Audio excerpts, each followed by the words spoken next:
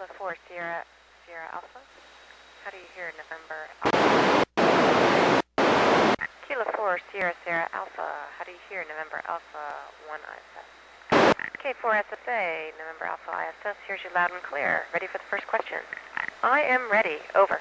Mackenzie, the stars are beautiful, and I saw that you live in Kentucky and maybe a little bit outside the city, so I think you get to see a nice, really dark night sky. It looks like that, but to us it looks a little bit deeper. I almost feel like I could touch them. Over. Well, we're orbiting the Earth at about 220 miles up. So that's, if you were to drive 220 miles in your car, it would take you about, I don't know, about 3.5 or 4 hours. So if you were to drive straight up to space, that's where we'd be. Madison, I love being in space. I love floating around and learning how to do everything when there's almost no gravity. Over. Well, most of it is made before we come up here. It comes in packages, and there's kind of two different kinds. One is in packages that we just heat up, and we actually put them in a little oven. It looks like a suitcase. It's just a warm plate and foam that sort of squishes the food next to the warm plate so the food gets warm. We call it a food warmer. And the other kind is packages that have a little place where we can add water with almost like a needle. Our water faucet has like a needle coming out, and so we add water to our food, and then it's either cold or hot, and then we heat it up if we need to a little bit more. And so we have rehydrated food, kind of like camping. Over. Oh, I have definitely lost things in space, Tanner, but not outside the International Space Station. I haven't been on a spacewalk yet. But inside the space station, it's really, really interesting because as soon as you let go of something, it's going to float away, and it's just going to float around. A lot of times it'll float to where a fan is drawing air in to recirculate it, and it'll float against the fan screen, and that's when you're lucky and you find your stuff. But some things we can look for a long time, so we really try to hold on to our stuff, and everything has to have Velcro or something to hold it down. Over.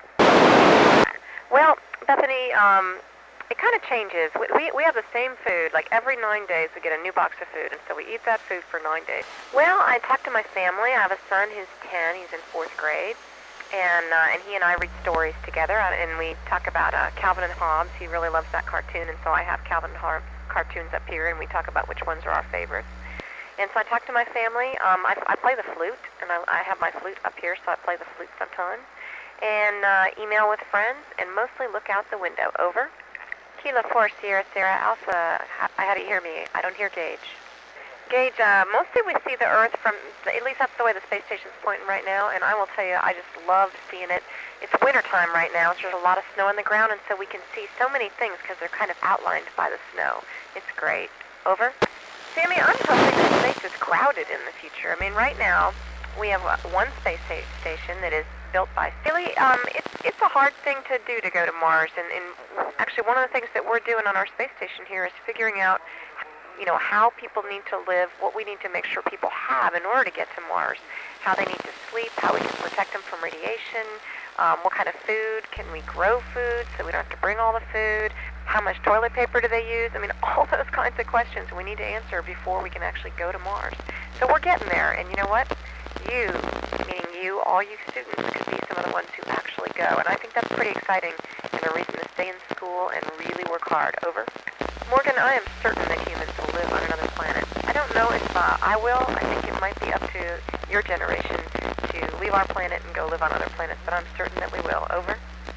We can when it comes in the windows, and we have a cupola, which has a lot of windows. It's like one module that has windows all the way around, and it'll get warm in there. But in general, our space station is just like your house. It depends what you set the thermostat at. Over. Well, Trevor, I'll say it takes a long time to get ready to launch, and it starts just where you students are right now, which is asking questions of people that you like to know what they think and what they know. And that's for the getting ready to actually get up here. Levi, you know, I don't know the answer to your question. It's one that involves a lot of math and calculations, and I could do those calculations, but I haven't actually done them. And so I think it might be up to you and your class to try to figure out maybe just approximately how much force it takes. Over. You know, sleeping with no gravity is easy. You just kind of go to sleep. I have a sleeping bag that's tacked to the wall. And what's kind of interesting, I think, is that in a way, you can actually sleep anywhere. And so every once in a while, we find one of us has gotten really sleepy and actually fallen asleep right sort of floating around in the module. Over. Cody, I don't hear you. Can you try again?